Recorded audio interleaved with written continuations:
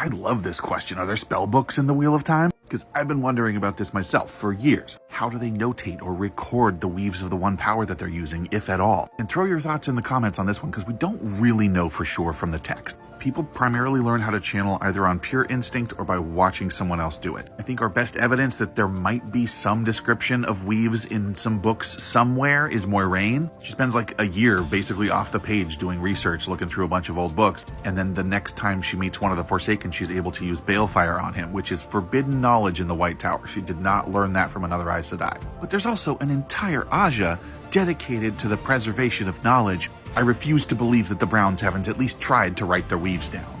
And I've always assumed that would look kind of like sewing patterns. The metaphor of the wheel and the age lace and the pattern, weaving threads of different elements together to do different things. It feels like there should be a way to put that to paper, almost like instructions for making a pair of pants. Or is it just something that eludes quantification? Like maybe there just is not a way to describe how thick a flow of air needs to be compared to a flow of fire to make a lightning bolt happen. Maybe you really do just need to see it and try it and see what it feels like. Or maybe they had a very extensive system of notation for the one power back in the Age of Legends, but it relied on some technology like a little hologram or something so you could see how it looked. I love the way they do the oath rod in the show, because you see the threads of spirit follow this really intricate pattern along the ter'angreal itself, almost like grooves in a record. They've imprinted the weave onto this device so that it can be duplicated by people who can't make that weave on their own. Later in the books, they do find a ter'angreal that turns out to basically be an MP3 player. It's got thousands of songs on it. They just don't know how to play them.